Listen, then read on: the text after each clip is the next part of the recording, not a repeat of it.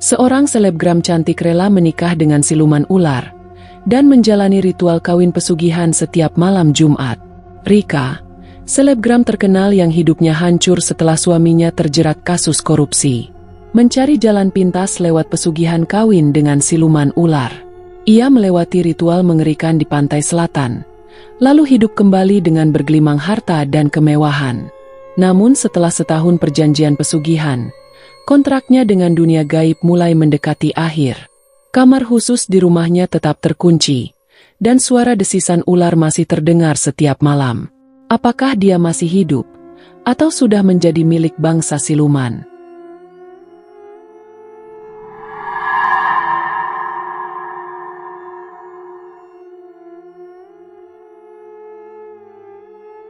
Dulu hidup Rika selalu tampak sempurna di mata pengikutnya di media sosial. Setiap hari ia mengunggah foto-foto liburan mewah, pakaian mahal dan makanan dari restoran ternama. Ia dikenal sebagai salah satu selebgram paling populer di Jakarta, dengan puluhan ribu pengikut yang selalu menantikan unggahan terbarunya. Rika bukan hanya cantik, tapi juga pintar memanfaatkan tren untuk mempertahankan popularitasnya. Wajahnya sering muncul di acara-acara komunitas elit dan pesta-pesta para sosialita. Ia selalu hadir dengan penampilan yang memukau, seolah tak pernah kekurangan apapun. Namun semua itu berubah ketika suaminya yang bernama Indra tersandung kasus besar yang mengguncang kehidupan mereka. Indra, yang bekerja sebagai pejabat di salah satu instansi pemerintah, tiba-tiba ditangkap atas tuduhan korupsi berskala miliaran rupiah. Berita tentang penangkapan Indra menyebar dengan cepat dan menjadi bahan utama di media selama berminggu-minggu. Rika hanya bisa terdiam saat wajah suaminya terpampang di televisi, diborgol dan dikawal ketat oleh petugas. Kehidupan mewah mereka runtuh dalam hitungan hari. Aset-aset milik Indra dibekukan, rekening diblokir dan semua harta yang selama ini menjadi penopang gaya hidup mereka ikut disita. Rika tiba-tiba kehilangan segalanya, kecuali nama dan wajahnya di Instagram. Namun kenyataan itu tidak menghentikannya untuk tetap tampil mewah, seolah tidak terjadi apa-apa. Rika mulai mengalami kesulitan membayar cicilan rumah, angsuran kendaraan hingga tagihan listrik yang menumpuk. Semua itu disembunyikan rapat-rapat dari para pengikutnya, yang masih menganggap hidup Rika tetap glamor. Ia mulai menjual beberapa barang mewahnya secara diam-diam, tapi uang yang terkumpul tidak cukup menutup kebutuhan yang terus berjalan. Tetangga dan kenalannya mulai membicarakannya di belakang, menyebut Rika sebagai sosialita gagal. Banyak yang mengolok-olok bahwa kemewahan Rika hanyalah kepalsuan belaka, yang hidup dari hasil uang korupsi sang suami. Hinaan demi hinaan itu semakin menusuk hati Rika, yang selama ini menjaga citra dan harga diri. Beberapa mantan teman dekatnya bahkan dengan sengaja menjauhinya, dan tak lagi menyapanya di media sosial. Rika mulai merasa sendirian, dikhianati oleh dunia yang dulu mengangkatnya tinggi. Namun yang paling menyakitkan bukanlah kehilangan harta, melainkan harga dirinya yang telah diinjak-injak. Di tengah keterpurukan itu Rika berusaha tetap bertahan. Ia terus mengunggah foto-foto lama seolah sedang liburan, menciptakan ilusi bahwa hidupnya tetap berjalan normal. Tapi kenyataannya, setiap malam ia menangis diam-diam, merenungi nasib yang berubah begitu cepat. Satu persatu pekerjaan endorsement berhenti, karena tak ingin dikaitkan dengan skandal korupsi Indra. Rika bahkan sempat berpikir untuk menjual rumah warisan orang tuanya, yang selama ini ia tinggali bersama Indra. Namun rasa malu dan gengsi masih terlalu tinggi untuk mengambil langkah itu. Dalam sebulan, tagihan terus datang silih berganti seperti tamu tak diundang. Sementara penghasilan yang masuk hampir tidak ada. Rika mulai kehilangan akal. Ia tak bisa bekerja kantoran karena sudah terlalu lama bergantung pada popularitas. Mengemis pada keluarga pun bukan pilihan, karena selama ini ia terlalu bangga hidup mandiri. Hari demi hari tekanan itu menumpuk menjadi dendam. Ia merasa dunia tidak adil. Mengapa orang lain bisa tetap hidup enak meski tidak lebih pintar atau cantik darinya? Mengapa hanya dia yang harus menanggung malu dan penderitaan ini? Suatu malam saat sedang menyendiri di kamar, Rika menggenggam ponselnya erat. Ia menatap cermin dan melihat sosok dirinya yang lusuh, jauh berbeda dari Rika yang dikenalnya di masa lalu.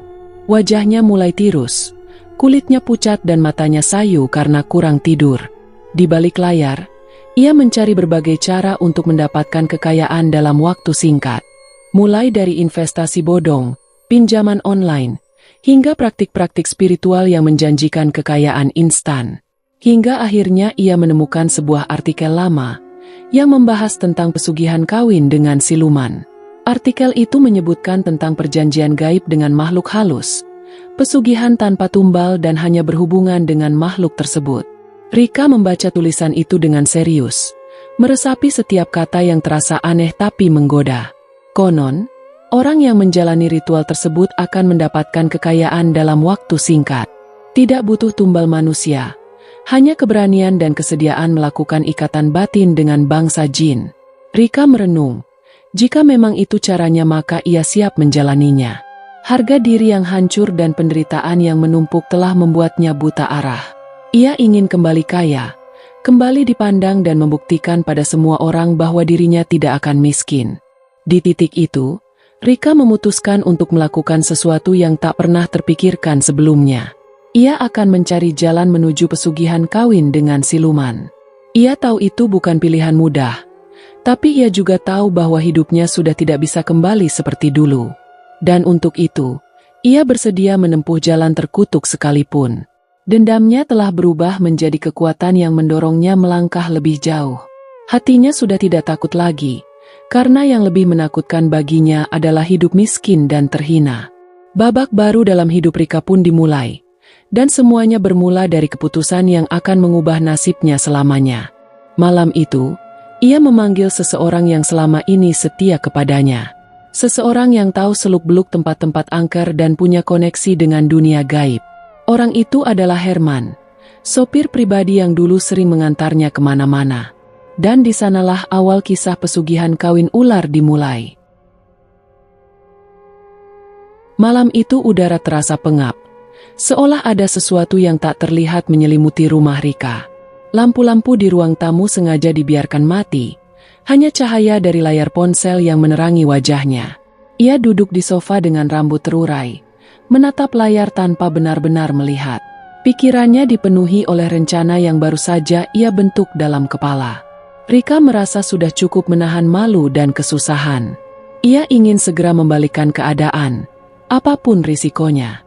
Satu-satunya orang yang terlintas di benaknya malam itu adalah Herman, sopir pribadinya yang sudah bekerja sejak awal pernikahannya dengan Indra. Herman bukan sekadar sopir, tapi juga orang kepercayaan yang sering mengantar mereka ke tempat-tempat rahasia dan pribadi.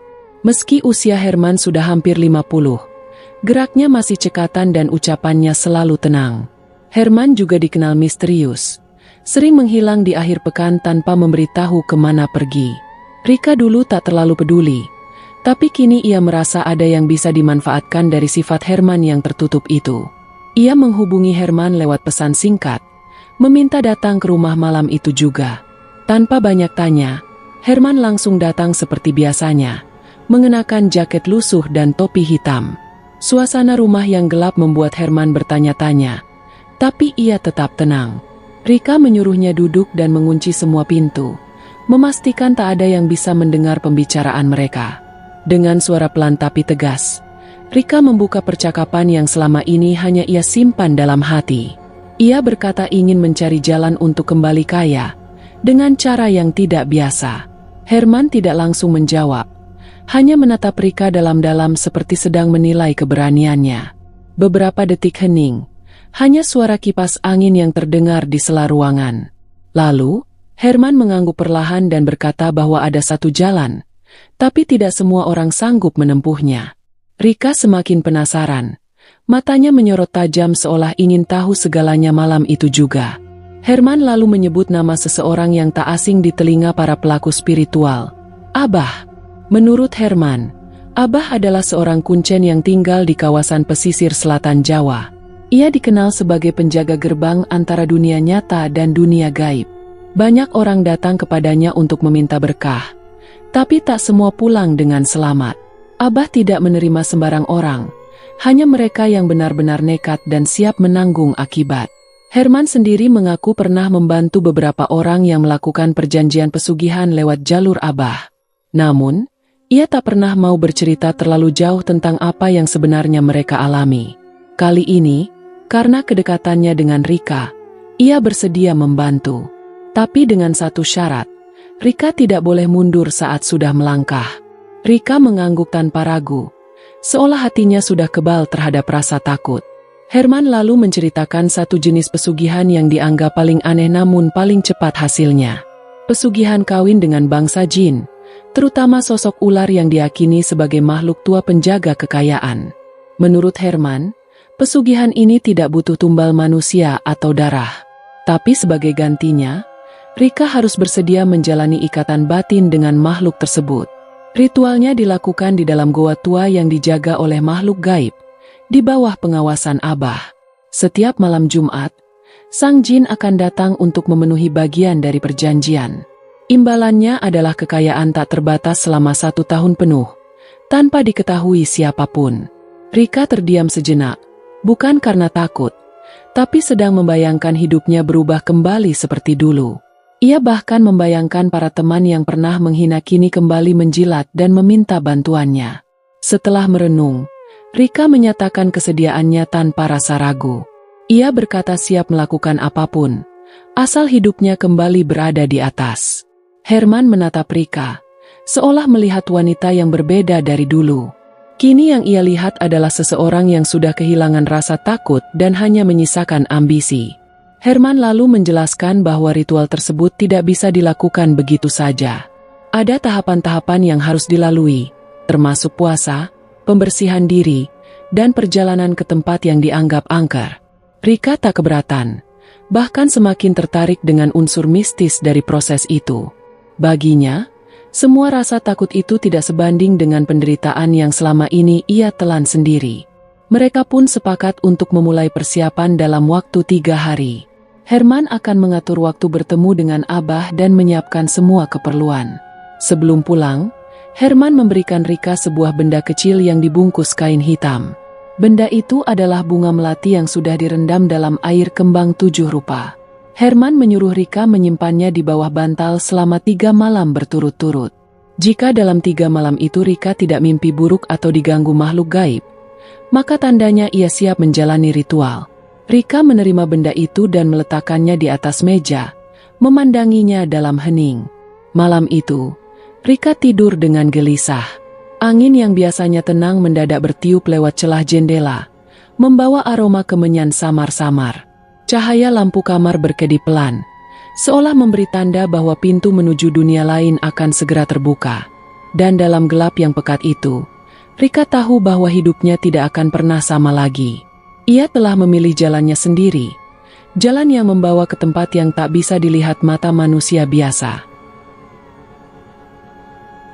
3 hari setelah pertemuan malam itu, Rika bersiap meninggalkan rumah. Langit pagi tampak mendung, seolah ikut menyembunyikan niat yang tersimpan dalam hati Rika. Ia hanya membawa 1 tas kecil berisi pakaian, selendang putih dan bunga melati yang sudah mulai layu. Herman sudah menunggu di depan pagar sejak pukul 5 pagi, berdiri di samping mobil hitam yang sudah tua tapi masih kuat. Rika masuk ke mobil tanpa banyak bicara, hanya melempar pandangan sekilas ke rumah yang selama ini menjadi saksi hidupnya. Perjalanan dimulai dengan sunyi, hanya suara mesin dan gesekan ban di aspal yang menemani. Herman membawa mereka keluar kota, menyusuri jalanan kecil yang perlahan berubah menjadi bebatuan dan tanah merah. Setelah beberapa jam, suasana berubah semakin sepi. Rumah-rumah mulai menghilang, digantikan pepohonan tinggi yang rapat. Angin terasa dingin meski matahari belum sepenuhnya terbit. Rika menatap keluar jendela, matanya kosong, tapi hatinya penuh dengan bayangan masa depan yang ia dambakan. Setiap kali mobil melewati tikungan, ia mencium bau tanah lembab yang kental, bercampur aroma kayu dan angin laut dari kejauhan. Di tengah perjalanan, Herman membuka mulut, memperingatkan Rika bahwa perjalanan ini bukan wisata biasa. Ia mengatakan bahwa semakin dekat ke tujuan, semakin banyak penjaga yang memperhatikan. Rika hanya mengangguk pelan, mencoba menguatkan diri meski bulu kuduknya perlahan meremang. Mereka tiba di sebuah desa kecil di dekat pantai, Desa yang bahkan tak muncul di peta. Warga di sana jarang bicara, dan hanya memberi tatapan aneh saat melihat Rika turun dari mobil dengan pakaian bersih dan wajah kota. Seorang anak kecil berdiri di pojok warung, memperhatikan Rika tanpa berkedip hingga membuatnya merasa tidak nyaman. Herman mengajak Rika berjalan kaki menyusuri jalan setapak yang menurun ke arah hutan bambu. Di ujung jalan itu, terdapat sebuah rumah kayu yang tampak usang tapi masih berdiri kokoh. Itulah rumah Abah, tempat di mana segala keputusan akan dimulai. Pintu rumah terbuka dengan sendirinya begitu mereka mendekat, seolah telah mengetahui kedatangan mereka. Di dalam, aroma kemenyan langsung menyergap hidung, bercampur bau tanah basah dan wangi bunga cempaka. Abah duduk bersila di tengah ruangan. Tubuhnya kurus tapi sorot matanya tajam seperti menembus dinding hati. Usianya sulit ditebak, tapi rambutnya yang memutih dan keriput di wajah menunjukkan bahwa ia bukan orang biasa. Rika menundukkan kepala saat masuk, meski tak tahu harus bersikap seperti apa di hadapan sosok yang penuh misteri itu. Abah menyuruh mereka duduk, lalu menutup mata dan mulai bergumam dalam bahasa yang tak dimengerti. Ruangan itu menjadi sangat hening, seolah suara dari luar tak bisa masuk. Setelah beberapa saat, Abah membuka matanya dan menatap Rika tanpa berkedip. Ia bertanya dengan suara berat dan pelan, apakah Rika benar-benar siap kehilangan bagian dari dirinya? Rika mengangguk pelan, menjawab tanpa kata tapi penuh tekad. Abah lalu mengeluarkan kain kuning dari balik rak bambu dan menyerahkannya kepada Herman. Kain itu harus dibawa ke lokasi ritual sebagai tanda bahwa mereka diizinkan masuk ke wilayah gaib. Abah memperingatkan bahwa dalam perjalanan nanti, mereka tidak boleh menyapa siapapun yang tidak mereka kenal. Ia juga menegaskan bahwa Rika harus menjaga pikiran dan mulutnya, tidak boleh menyebut nama Tuhan atau berdoa dengan cara apapun. Jika melanggar, maka hukumannya tidak akan datang dari manusia. Rika mengangguk lagi, kali ini dengan napas yang mulai berat. Setelah mendapatkan izin dari Abah, mereka melanjutkan perjalanan menuju pantai. Pantai itu bukan tempat wisata, melainkan wilayah terlarang yang hanya diketahui oleh orang-orang tertentu. Sepanjang jalan, Herman tak banyak bicara. Ia hanya sesekali membaca sesuatu dalam hati, seperti sedang meminta perlindungan dari sesuatu yang tak terlihat. Rika mulai merasa gelisah saat jalanan berubah menjadi tanah lembek dan semak-semak berduri mulai menghalangi pandangan. Langit semakin mendung, meski waktu masih menunjukkan siang hari. Burung-burung tiba-tiba menghilang, dan suara jangkrik terdengar lebih nyaring dari biasanya. Di kejauhan, terdengar suara ombak yang memecah karang dengan keras. Itulah pertanda bahwa mereka hampir sampai. Herman berhenti di sebuah batu besar yang berbentuk menyerupai kepala ular. Di balik batu itulah goa tempat ritual akan dilakukan. Goa itu tersembunyi di antara semak. Mulutnya tertutup oleh akar-akar pohon besar yang menggantung seperti tirai. Herman membuka jalan dengan menyibak akar dan semak, lalu mempersilakan Rika masuk lebih dulu. Udara di dalam goa terasa dingin, seperti masuk ke dalam perut bumi yang sunyi. Dindingnya lembab dan berlumut, dihiasi gambar-gambar aneh yang tidak terlihat dibuat oleh tangan manusia. Semakin dalam mereka masuk, semakin tipis udara yang bisa dihirup. Suara napas Rika mulai terdengar berat, tapi ia terus melangkah mengikuti Herman yang berjalan perlahan di depan. Tiba-tiba, suara derap langkah lain terdengar dari arah belakang. Padahal mereka hanya berdua. Rika berhenti sejenak, mencoba menoleh, tapi tidak ada siapa-siapa. Herman menyuruhnya tetap berjalan dan tidak menoleh ke belakang apapun yang terjadi. Rika menurut, meski jantungnya berdetak semakin kencang. Aroma melati mendadak memenuhi ruangan, padahal mereka tidak membawa bunga apapun. Itu pertanda bahwa makhluk-makhluk gaib mulai memperhatikan kehadiran mereka. Setelah berjalan cukup jauh, mereka sampai di sebuah ruangan dalam goa yang lebih luas. Di tengah ruangan itu terdapat batu datar besar yang ditutupi kain putih. Di sanalah Rika akan menjalani persiapan terakhir sebelum ritual dimulai. Herman menyuruh Rika duduk di atas batu, lalu menyalakan dupa dan mulai mengucap doa dalam bahasa Jawa kuno. Asap dupa mengepul perlahan, membentuk bayangan aneh yang menari-nari di langit-langit goa. Rika memejamkan mata, mencoba menenangkan diri meski rasa takut mulai merayap masuk. Dan saat itu dari ujung lorong gelap, terdengar suara seperti gesekan sisik dengan batu. Makhluk pertama telah datang menyambut mereka. Rika duduk bersila di atas batu besar yang terasa dingin menusuk tulang. Dupa yang dibakar oleh Herman mengepul perlahan, mengisi ruangan goa dengan aroma kemenyan dan melati. Sinar obor yang mereka bawa sebelumnya mulai meredup, meninggalkan cahaya temaram yang bergetar di dinding goa. Suara dari lorong dalam semakin terdengar jelas, seperti gesekan sisik dengan tanah basah. Rika memejamkan mata, mencoba menenangkan detak jantungnya yang berdegup tak beraturan. Herman berdiri di sisi batu, terus membacakan mantra dalam bahasa Jawa yang terdengar berbisik. Ia menutup mata sambil sesekali menaburkan bunga di sekitar Rika. Ritual ini belum benar-benar dimulai, tapi hawa di dalam goa sudah terasa berat. Rika merasakan udara menjadi dingin dan lembab, seperti berada di dasar sumur. Di tengah-tengah hening itu, terdengar suara napas panjang dari dalam lorong.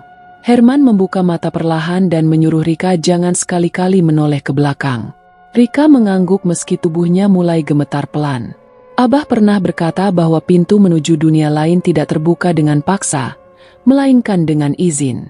Dan saat itu pintu itu sudah mulai terbuka. Tiba-tiba dari dalam lorong, muncul angin yang menyapu wajah Rika. Bersamaan dengan itu, muncul suara bisikan yang terdengar di telinga kanannya. Suara itu bukan suara manusia, lebih menyerupai desisan panjang yang menyeramkan. Herman menoleh pelan ke arah lorong, lalu berlutut dan menunduk dalam-dalam. Rika meniru gerakan itu, meski ia tidak tahu kepada siapa mereka sedang memberi hormat. Cahaya dari ujung lorong mulai berpendar samar, seperti nyala api kecil yang bergerak pelan. Di dalam kegelapan terlihat bayangan besar merayap, menyerupai tubuh ular yang sangat panjang. Namun bayangan itu tidak pernah benar-benar menampakkan wujudnya, hanya sekilas lalu menghilang. Herman berbisik, "Mereka sudah datang." Rika mulai merasakan hawa panas menyebar di punggungnya, berbanding terbalik dengan dinginnya udara di sekitarnya. Rasa panas itu seperti sesuatu yang menyentuh kulitnya tanpa bentuk. Lalu terdengar suara derap langkah kaki di belakang mereka. Tapi langkah itu bukan seperti kaki manusia. Langkah itu berat, menyeret dan sesekali terdengar seperti cakaran. Rika menutup mata dan menarik napas dalam-dalam. Seketika itu ia merasakan sesuatu menyentuh bahunya. Lembut tapi dingin seperti sisik reptil yang baru keluar dari air. Rika ingin berteriak tapi lidahnya terasa kaku. Herman kembali membaca doa. Kali ini lebih cepat dan lebih lirih. Goa itu perlahan mulai bergetar. Debu turun dari langit-langit dan suara batu bergesekan terdengar dari segala arah. Rika masih menunduk, tapi dari sudut matanya ia bisa melihat bayangan besar merayap di dinding. Bayangan itu seperti ular raksasa, dengan kepala sebesar kendi dan mata menyala merah samar. Ia menahan napas berharap semua itu hanya ilusi. Namun tubuhnya mulai gemetar tak terkendali. Dalam kondisi setengah sadar, Rika mulai melihat cahaya hijau muncul di depan batu tempat ia duduk. Cahaya itu membentuk lingkaran, lalu perlahan berubah menjadi gerbang. Dari dalam gerbang itu, terdengar suara tangisan perempuan dan tawa anak-anak. Herman segera menyuruh Rika berdiri dan berjalan ke dalam gerbang itu. Tanpa berkata apapun Rika menuruti perintah Herman, lalu melangkah dengan kaki yang terasa berat dan lunglai. Begitu melewati cahaya, udara mendadak berubah drastis. Hawa di dalam gerbang itu sangat dingin, seolah tidak ada kehidupan. Langkah pertama terasa ringan, tapi langkah kedua membuat tubuh Rika seperti ditarik ke dalam lumpur. Herman berjalan di belakang, memegang pundak Rika agar tidak goyah. Mereka menyusuri lorong panjang yang dikelilingi kabut putih tipis. Tidak ada suara lain, hanya detak jantung yang terdengar di telinga mereka sendiri. Tiba-tiba terdengar suara rintihan dari salah satu sisi lorong. Rika menoleh sekilas dan melihat bayangan tubuh tergantung di langit-langit goa. Tubuh itu menggantung tanpa tali, melayang dengan kepala terbalik menatap Rika. Wajahnya pucat dan matanya hitam kosong. Bibirnya bergerak-gerak seperti ingin mengatakan sesuatu. Rika segera memalingkan wajah dan mempercepat langkah. Herman menegurnya pelan, "Jangan tanggapi makhluk itu." Mereka terus berjalan hingga akhirnya tiba di sebuah ruangan yang diterangi cahaya merah samar. Di tengah ruangan, terdapat kolam kecil berisi air hitam yang diam seperti kaca. Abah pernah berkata bahwa kolam itu adalah penanda antara dunia manusia dan dunia makhluk halus. Rika diminta untuk membasuh wajahnya dengan air dari kolam itu sebagai bentuk penyerahan diri. Meski ragu, Rika menunduk dan mencelupkan tangan ke dalam air. Air itu terasa dingin sekali, seperti es dan menimbulkan rasa perih di kulit. Begitu air menyentuh wajahnya, Rika langsung melihat kilasan bayangan seperti mimpi. Ia melihat dirinya sendiri berdiri di atas panggung, dikelilingi emas, tapi semua orang di sekitarnya memakai topeng hitam. Tiba-tiba bayangan itu hilang dan ia tersadar kembali. Napasnya terengah-engah, tapi Herman menyuruhnya tetap tenang. Mereka belum selesai.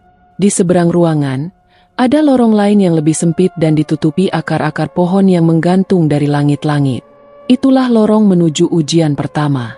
Herman berkata bahwa mulai dari titik itu, Rika akan berjalan sendiri. Ia harus menghadapi makhluk-makhluk yang menjaga pintu-pintu ritual. Herman akan menunggu di ruangan itu dan tidak boleh ikut masuk. Rika menatap lorong gelap itu lalu kembali menatap Herman. Ia mengangguk pelan, lalu melangkah masuk ke dalam lorong. Dan begitu ia melewati akar-akar itu, pintu di belakangnya menutup sendiri dengan suara keras. Rika kini sendirian dan perjalanan menuju 7 pintu ujian pun dimulai. Lorong sempit itu menelan tubuh Rika dalam gelap dan kabut yang tak kunjung reda.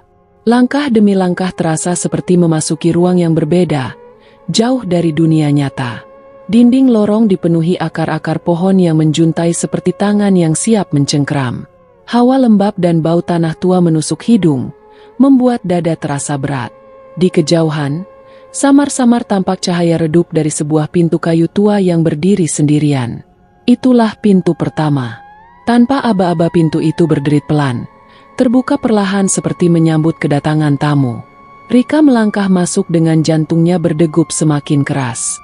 Di dalam ruangan, hawa berubah drastis menjadi panas disertai suara dengusan kasar dari sudut ruangan. Ketika matanya mulai terbiasa dengan gelap, Rika melihat sosok besar duduk membelakanginya. Tubuhnya tinggi besar, kulitnya hitam kemerahan penuh dengan bulu kasar. Itu adalah genderuwo. Makhluk itu berdiri perlahan dan menoleh ke arah Rika dengan mata merah menyala. Suara napasnya berat dan dalam. Genderuwo itu berjalan ke arah Rika sambil menggeram pelan.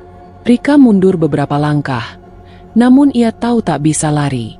Tiba-tiba makhluk itu berhenti, hanya beberapa langkah di depan wajah Rika. Ia mengangkat tangannya dan menunjuk tepat ke dada Rika. Dalam sekejap, dada Rika terasa panas seperti terbakar dari dalam. Makhluk itu menguji ketahanan tubuh dan keteguhan niatnya. Rika menutup mata, menahan sakit sambil memikirkan semua rasa malu dan hinaan yang pernah ia terima. Beberapa saat kemudian, rasa panas itu hilang, dan genderuwo itu menghilang begitu saja dalam asap. Pintu kedua terbuka di hadapan Rika tanpa suara. Ruangan kali ini jauh lebih dingin dan sunyi. Tidak ada makhluk yang tampak, hanya suara tangisan pelan dari setiap arah. Tangisan perempuan, tangisan anak-anak dan suara napas panjang menyatu menjadi satu. Rika berjalan perlahan, matanya mencari-cari asal suara. Tiba-tiba dari atas langit-langit ruangan, jatuh sesuatu yang membuatnya mundur.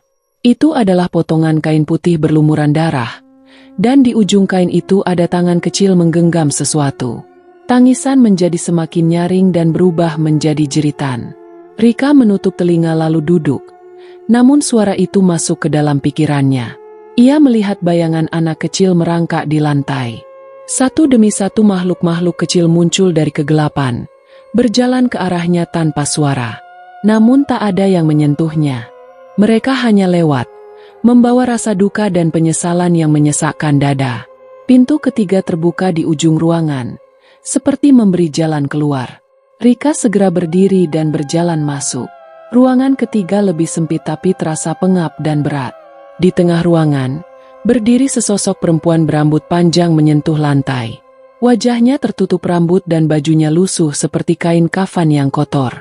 Rika tahu makhluk itu adalah kuntilanak. Makhluk itu berdiri diam, Tapi suara tawanya terdengar dari segala penjuru. Rika mencoba tidak menatap langsung, tapi kuntilanak itu perlahan melayang mendekat. Bau bunga Kamboja yang menyengat. Suara tawa berubah menjadi tangisan lalu jeritan. Tiba-tiba ruangan dipenuhi angin kencang, membuat rambut dan pakaian Rika berkibar tak beraturan. Kuntilanak itu muncul di hadapannya, menatap dengan mata hitam lebar dan mulut sobek hingga telinga.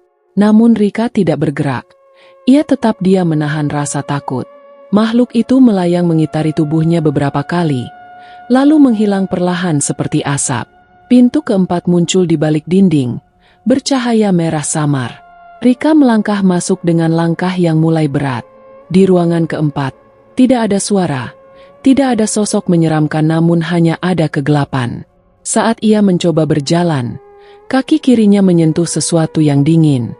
Ketika Rika menunduk, terlihat sebuah bayangan besar muncul dari lantai. Bayangan itu tinggi, berbentuk manusia, namun tidak memiliki wajah. Ia hanya berdiri diam, lalu perlahan mengangkat tangan dan menunjuk ke atas kepala Rika. Rika merasa tubuhnya menjadi ringan, seolah hendak melayang. Bayangan itu menguji keyakinan dan keberanian terakhirnya. Dalam kondisi gelap, Rika melihat dirinya sendiri, berdiri tanpa sehelai benang dengan tubuh penuh luka.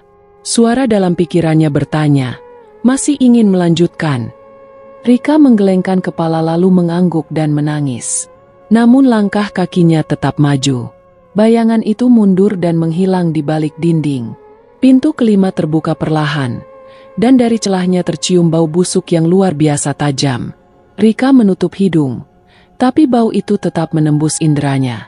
Ruangan kali ini dipenuhi lumpur hitam, dan di tengahnya ada sosok ular besar sedang melilit sesuatu.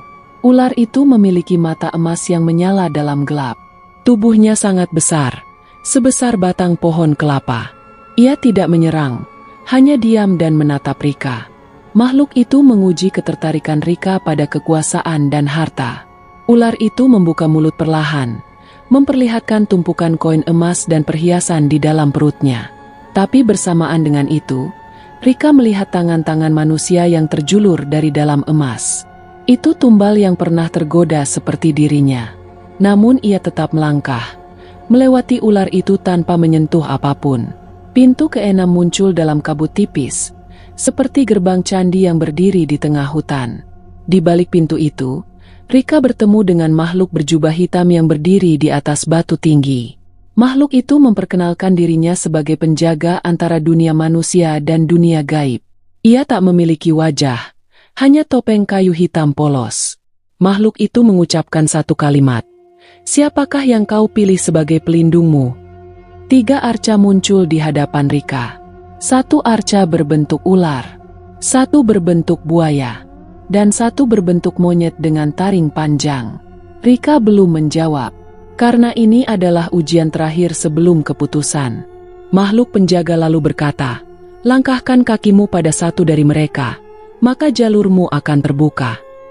Rika menatap ketiga arca itu, lalu menatap dirinya sendiri.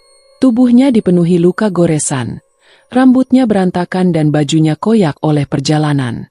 Namun matanya tetap tajam. Ia melangkah ke tengah, berdiri di depan arca ular. Begitu ia melangkahkan kaki ke atas batu di hadapan arca ular, pintu ke-7 pun terbuka. Cahaya merah keluar dari dalam pintu menyinari wajah Rika. Makhluk penjaga menunduk perlahan, lalu menghilang ke dalam bayangan. Di dalam pintu ke-7 itulah, Rika akan menghadapi perjanjian sebenarnya. Perjanjian yang tidak bisa dibatalkan. Dan suara ular kembali terdengar, kali ini lebih jelas, lebih dekat dan lebih mengerikan. Rika berdiri di ambang pintu ke-7. Tubuhnya lelah namun pikirannya masih menyala oleh ambisi. Cahaya merah dari dalam ruangan membuat bayangan tubuhnya tampak bergoyang di dinding batu. Langkah pertamanya terasa berat. Namun ia terus masuk ke dalam ruangan yang dipenuhi wangi bunga kenanga. Ruangan itu jauh lebih luas dari yang ia duga, seperti berada di dalam perut bumi yang tidak berbatas. Di tengah ruangan terdapat batu besar, seolah menjadi altar yang disusun khusus untuk upacara. Di sekitar lingkaran itu, berdiri 3 patung batu dengan bentuk yang sangat berbeda. Patung pertama berbentuk ular, melingkar dengan kepala mengangkat ke atas dan mata merah menyala. Patung kedua berbentuk buaya, mulutnya terbuka memperlihatkan deretan gigi tajam seperti tombak. Patung ketiga berbentuk monyet, duduk bersila dengan taring mencuat dan mata kosong menatap lurus. Ketiga patung itu tidak diam. Mereka bernafas. Dada masing-masing bergerak perlahan seperti makhluk hidup yang sedang tidur. Di belakang patung-patung itu, berdiri sosok berjubah hitam dari pintu ke-6. Tanpa wajah, tanpa suara tapi memberi perintah dengan isyarat tangan. Pilihlah salah satu, katanya dalam batin Rika, meski tak ada kata yang diucap. Rika menatap ketiga patung tersebut dengan hati bergetar. Ia tahu masing-masing membawa jalan yang berbeda dan harga yang tidak murah. Patung buaya menawarkan kekuasaan dan pengaruh. Siapapun yang memilihnya akan disegani, bahkan ditakuti dan bisa menundukkan banyak orang. Namun pengaruh itu datang bersama darah, karena pemilih buaya harus mencelakai orang lain untuk menjaga kekuatannya. Patung monyet menawarkan kelicikan dan kecepatan rezeki. Setiap keputusan bisa menghasilkan uang dalam waktu singkat.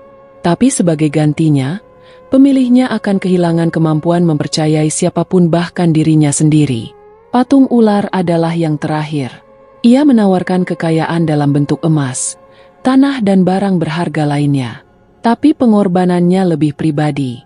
Pemilih harus menjalin hubungan batin dan fisik dengan siluman itu, dalam sebuah ikatan gaib. Ikatan itu tidak mengenal cinta, hanya perjanjian dan kepatuhan. Rika berdiri lama, memandangi patung ular dengan pandangan tajam. Hatinya sudah mengarah pada pilihan itu sejak ia melihat mata siluman di pintu ke-5. Bukan karena ia ingin, tapi karena ia tahu hanya jalur itu yang tak menuntut darah atau kehilangan akal. Ia bisa menerima hubungan tanpa cinta, asalkan ia bisa kembali memegang kendali hidupnya. Rika melangkah ke depan patung ular, dan berhenti tepat di tengah lingkaran batu. Suara angin tiba-tiba menderu di dalam ruangan, seperti tawa ribuan makhluk yang menyeramkan.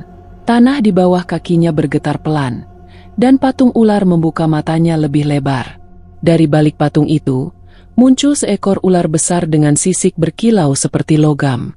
Tubuhnya panjang, bergerak perlahan membentuk lingkaran di sekeliling altar. Matanya menyala terang seperti lentera di tengah kabut.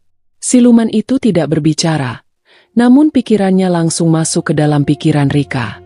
Aku menerima pilihanmu, ucapnya tanpa suara. Tapi kita harus menyatu dalam ikatan malam ini. Rika menunduk dan tubuhnya terasa lemas. Tapi ia tetap berdiri meski lututnya mulai gemetar. Siluman itu melilit tubuhnya pelan dari kaki hingga ke pinggang. Suasana ruangan berubah menjadi hangat dan lembab. Suara gong dari kejauhan menggema 7 kali, menandakan awal perjanjian pesugihan dimulai. Dari dinding batu muncul puluhan makhluk kecil menyerupai manusia, tapi tidak memiliki mata dan menyaksikan proses penyatuan tersebut. Mereka berbaris melingkar, berdoa dengan bahasa yang tidak dikenali Rika. Siluman itu mulai menyentuhkan kepalanya, dan napasnya terasa seperti hembusan angin dari dalam goa. Rika memejamkan mata dan membiarkan ritual itu terjadi. Dalam pikirannya muncul bayangan istana megah, mobil mewah dan koin emas. Namun semua itu terbungkus kabut dan suara bisikan aneh. Ia merasa tubuhnya terangkat, masuk ke dalam ruang yang tak bisa dijelaskan. Ketika matanya terbuka, siluman ular sudah berdiri di hadapannya dalam wujud manusia. Lelaki tinggi berwajah pucat dengan mata bersisik dan lidah bercabang. Di tubuhnya penuh sisik ular seperti emas. "Lepaskan pakaian duniamu," ucapnya. Rika tahu ini bagian dari perjanjian. Tanpa banyak tanya Rika melakukannya.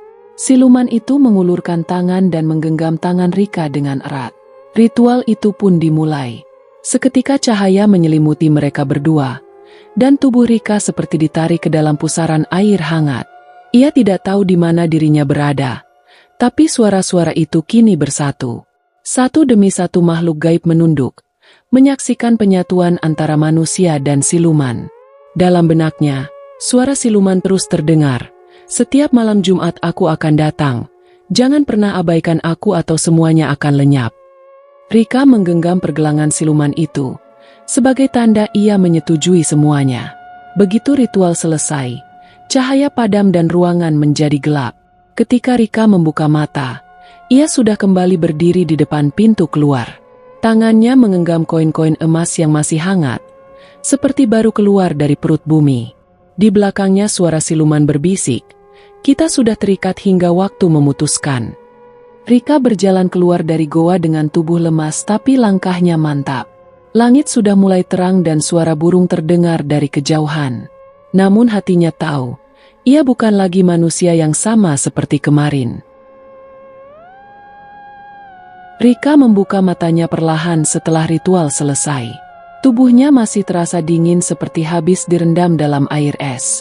Ia merasakan semacam ikatan tak kasat mata yang mengikat tubuhnya. Abah hanya mengangguk pelan seolah paham apa yang sedang terjadi. Di hadapannya, seekor ular besar berwarna hitam dengan sisik berkilau menatap tajam. Ular itu tidak bergerak menyerang, justru seakan menunggu perintah.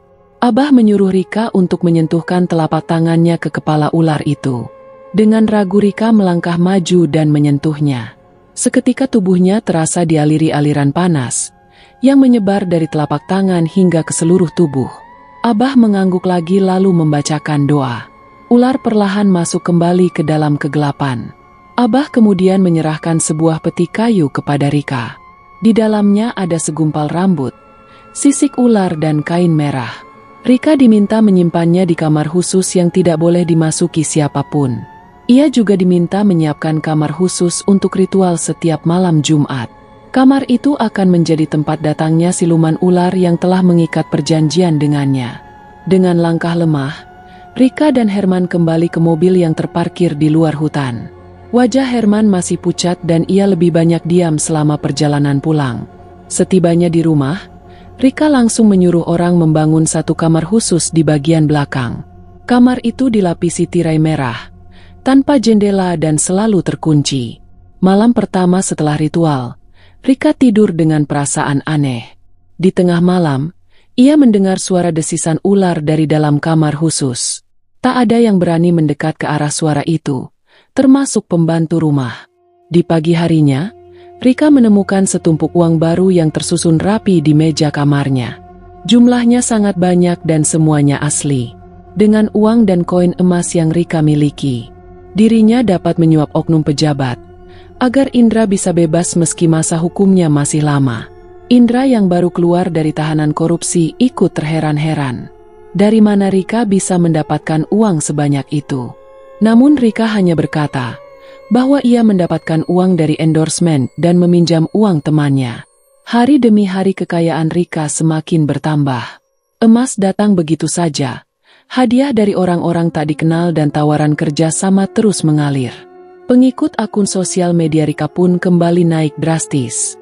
Mereka memujinya sebagai wanita kuat dan inspiratif.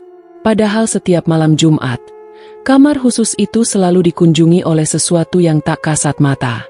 Terkadang terdengar suara benda berat digeser, desisan ular dan aroma kemenyan yang terbakar. Rika sudah terbiasa, bahkan merasa nyaman. Hidupnya kembali mewah, bahkan lebih dari sebelumnya. Ia membeli mobil baru, membuka butik sendiri, dan muncul di berbagai acara selebriti lokal. Namun orang-orang terdekat mulai merasakan perubahan sikapnya. Ia menjadi lebih pendiam, tatapan matanya tajam dan kadang kosong. Indra pun mulai menjauh dan memilih tinggal di villa milik keluarganya. Rika tidak mempermasalahkan itu. Ia merasa sudah tidak butuh siapa-siapa lagi. Setiap malam Jumat, ia duduk di depan kamar khusus sambil menyalakan lilin dan kemenyan. Sosok ular itu datang dalam bentuk asap tebal yang mengendap di sudut ruangan. Kadang, ular itu muncul di mimpinya dan berbicara dalam bahasa yang tak ia pahami. Namun setiap kali bangun, ia selalu menemukan kekayaan tambahan yang tak masuk akal. Rumahnya kini dijaga satpam 24 jam, dan CCTV terpasang di setiap sudut. Namun anehnya, CCTV di sekitar kamar khusus seringkali mati sendiri saat malam Jumat. Tidak ada teknisi yang bisa memperbaikinya secara permanen. Semua orang yang masuk ke kamar khusus itu tanpa izin akan sakit keras keesokan harinya. Beberapa bahkan mengalami mimpi buruk selama berhari-hari. Rika tak memperbolehkan siapapun masuk ke sana, bahkan untuk membersihkan sekalipun. Ia sendiri yang menyalakan lilin dan menyiapkan sesajen setiap malam Jumat. Dan setiap kali ia melakukan itu, suaranya berubah menjadi lebih berat. Seperti ada entitas lain yang mengambil alih sebagian dari dirinya. Namun semua itu ia anggap wajar, bagian dari konsekuensi yang telah ia pilih. Ia semakin percaya bahwa kekayaan harus ditebus dengan kesetiaan. Dan selama ia setia, siluman ular akan terus memberinya kemewahan. Rika menjalani hari-harinya dengan kekayaan yang terus bertambah dari arah yang tak masuk akal. Setiap pagi ada kiriman barang mewah yang datang tanpa ia pesan. Uang di rekeningnya terus bertambah, walau ia tidak lagi menerima endorsement dari manapun. Wajahnya kembali menghiasi media sosial, kali ini dengan kemewahan yang lebih mencolok dari sebelumnya. Para pengikutnya kembali berbondong-bondong menyukai dan membagikan postingannya. Orang-orang mulai melupakan masa lalu Indra, dan kembali memuja kehidupan glamor Rika. Namun di balik semua itu, Rika mulai merasakan perubahan dalam dirinya. Ia jadi lebih pendiam, lebih tertutup dan lebih dingin terhadap siapapun. Indra mulai merasa ada yang aneh dengan istrinya. Setiap malam Jumat, Rika mengurung diri di kamar khusus di lantai atas rumah. Tak seorang pun boleh mendekati kamar itu saat malam tiba. Dari luar suara desisan dan bau anyir kadang tercium samar. Indra yang penasaran pernah mencoba mengintip dari celah pintu, namun langsung jatuh sakit keesokan harinya. Tubuhnya demam tinggi, mulutnya komat kamit seakan membaca sesuatu. Rika hanya diam dan merawat Indra sambil menyembunyikan rasa takut di dalam hati. Meskipun harta melimpah, ada bagian dari dirinya yang merasa terikat. Rika tidak bisa pergi sembarangan, tidak bisa beribadah dan tidak boleh menyebut nama Tuhan. Semua pantangan itu menjadi beban yang makin hari makin menyesakkan. Namun setiap kali ia merasa ingin mundur, emas yang terus berdatangan seolah menenangkannya. 1 tahun berjalan seperti mimpi. Setiap bulan Rika menerima kalung, cincin atau liontin dengan ukiran ular yang berbeda. Barang-barang itu ia simpan di kotak kayu hitam yang hanya ia buka saat malam Jumat. Banyak artis dan pengusaha yang mulai mendekatinya untuk menjalin relasi. Namun tak ada satupun dari mereka yang tahu kehidupan gelap di balik kemewahan Rika. Rika bahkan membuka butik dan restoran atas nama dirinya sendiri. Bisnisnya selalu ramai, seolah ada tangan tak terlihat yang mengatur semuanya. Herman yang kini menjadi manajer pribadinya, tetap diam dan patuh pada perjanjian mereka. Namun matanya kadang memperlihatkan rasa takut yang sulit disembunyikan. Ia tahu semua ini bukan keberuntungan biasa. Setiap malam Jumat, ia tidur di mobil tak berani mendekati rumah.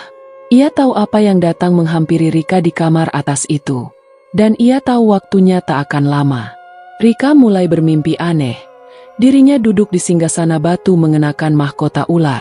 Dalam mimpi itu, banyak wanita lain yang menyembahnya sambil merangkak seperti ular. Ia bangun dengan tubuh dingin, tapi tetap berdiri di depan cermin setiap paginya. Kehidupan dunia dan gaib seolah bersatu dalam dirinya. Ia mulai sulit membedakan antara mimpi dan kenyataan. Kadang ia melihat bayangan ular besar di balik tirai. Kadang saat mandi, ia merasa ada sisik di kulitnya. Namun saat diperiksa, semuanya terlihat biasa saja. Rika mulai jarang tersenyum. Foto-fotonya di media sosial masih cantik namun tatapannya kosong. Kehidupan pesugihan ini membuatnya makin jauh dari keluarga dan sahabat. Ia tidak pernah lagi menghubungi orang tuanya di desa. Setiap kali ibunya menelpon, ia hanya membiarkannya tanpa jawaban. Indra hanya bisa menatap istrinya dari kejauhan, merasa ada sesuatu yang tak bisa dijelaskan. Kadang ia mendengar suara bisikan dari kamar saat malam Jumat. Kadang terdengar suara Rika menangis lirih, namun tak lama kemudian berubah jadi tawa kecil yang menyeramkan. Rika tak pernah mengizinkan siapapun masuk ke kamar itu selain dirinya. Bahkan asisten rumah tangga dilarang membersihkannya. Suatu hari seekor ular hitam muncul di dapur.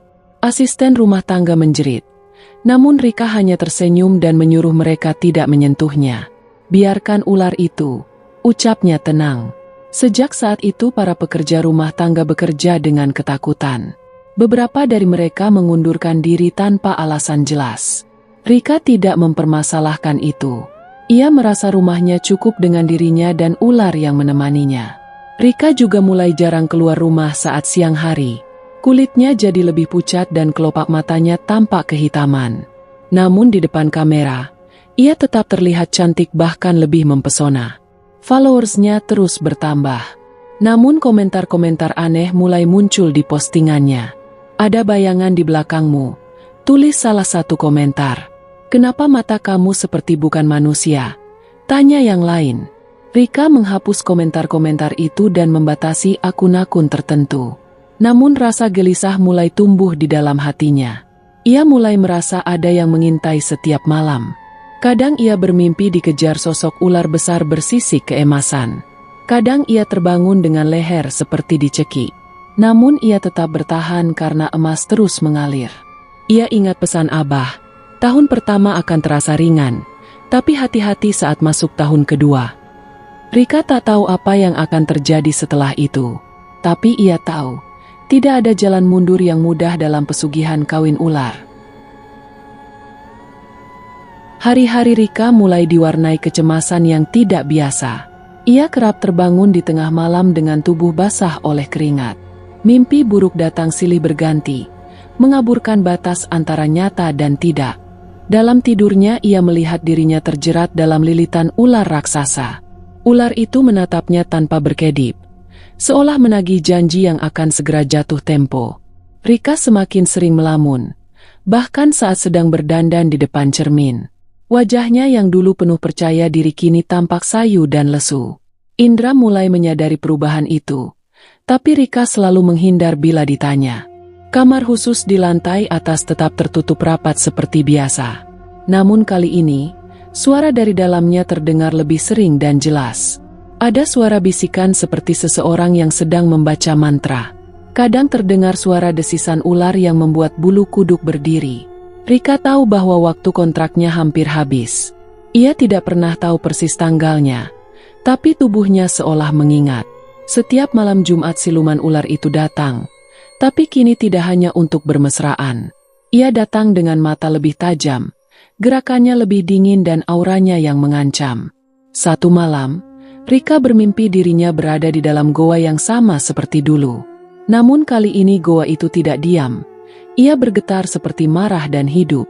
Dinding-dinding goa mengeluarkan darah, dan Rika melihat siluman ular melingkar di tengah ruangan. Siluman itu tidak memanggil dengan suara, tapi menatap tajam seolah memberi pilihan. Dalam mimpi itu muncul suara yang berkata, "Perjanjianmu 1 tahun, waktumu tinggal sedikit." Rika terbangun dengan teriakan dan leher basah oleh keringat. Ia mendapati jejak sisik ular di sprei putihnya. Rasa takut mulai melumpuhkan logikanya. Namun kekayaan yang ia nikmati juga membuatnya enggan berhenti. Setiap hari ia harus berpikir keras, memilih antara 2 jurang yang sama-sama menakutkan. Lanjutkan kontrak dan kehilangan kemanusiaan, atau berhenti dan menerima konsekuensinya. Ia mencoba mencari Abah, tapi pria tua itu seperti menghilang dari dunia. Nomor ponselnya tidak aktif dan rumahnya kosong. Bahkan warga sekitar pun mengaku tak pernah mengenalnya. Rika merasa seolah-olah dijebak oleh perjanjian gaib yang tidak memberinya jalan keluar. Ia mulai melihat sosok ular di cermin, di lantai marmer, bahkan dalam air kolam renangnya. Matanya mulai menghitam, seperti ada bayangan samar yang menyelimuti bola matanya. Semakin hari tubuhnya terasa lebih dingin, napasnya berbau amis seperti ikan busuk.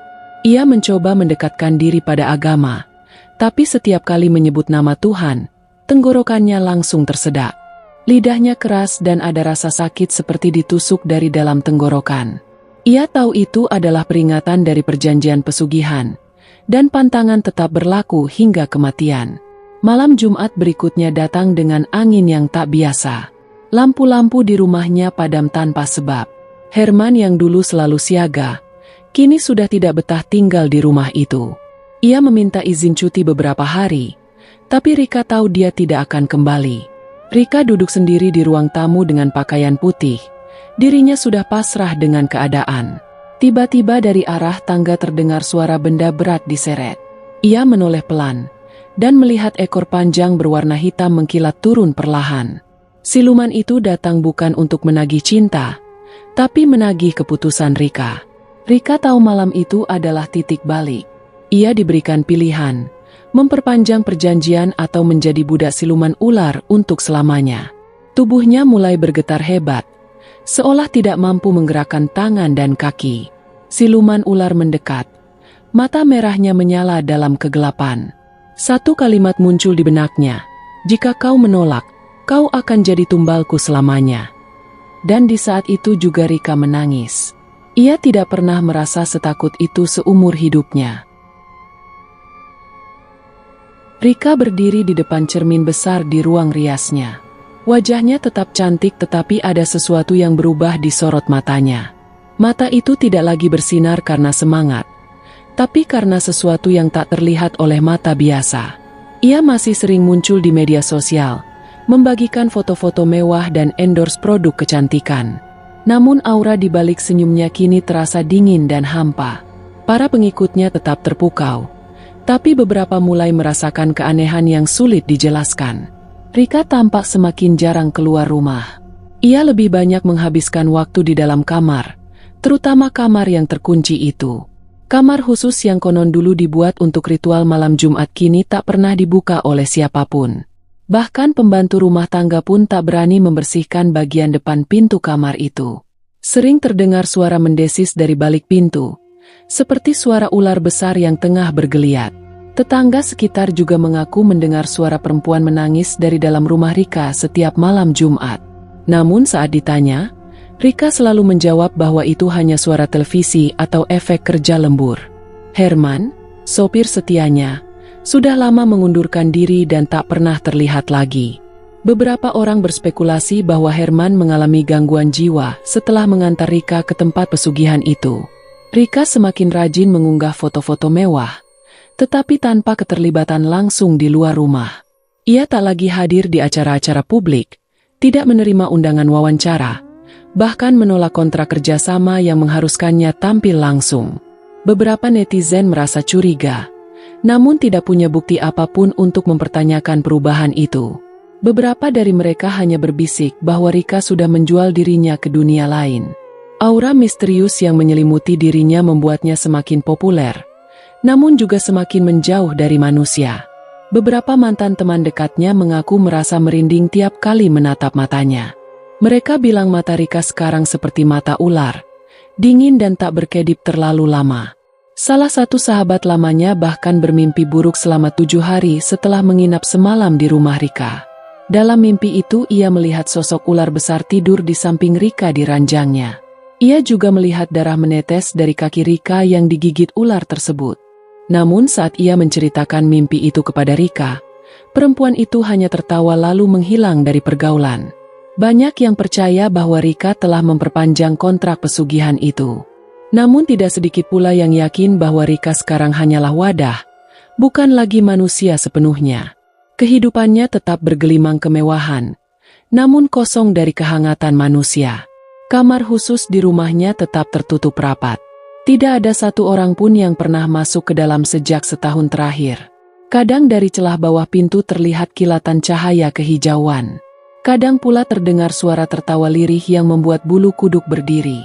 Tetangga sebelah rumah bahkan sempat melihat sesosok bayangan bersisi keluar dari jendela kamar itu pada malam Jumat Kliwon. Bayangan itu panjang, menjalar seperti ular, lalu lenyap begitu saja. Meski begitu, tidak ada yang berani menegur atau bertanya langsung kepada Rika. Aura yang membungkus dirinya seperti tembok yang tak bisa ditembus. Ia tetap aktif secara digital, namun kehidupan nyatanya menjadi misteri. Apakah ia masih manusia? Atau sudah menjadi bagian dari siluman yang dulu ia kawini? Tidak ada yang tahu pasti. Hanya Rika dan makhluk di kamar itu yang tahu jawabannya. Cerita tentang pesugihan kawin ular yang dulu dianggap legenda, kini punya wajah nyata di dunia maya. Wajah itu adalah milik Rika. Wajah yang kini hanya bisa dilihat, tapi tak bisa lagi didekati. Dan kamar itu akan tetap tertutup selamanya. Karena bila terbuka, mungkin dunia ini akan melihat sesuatu yang tidak pernah bisa dilupakan.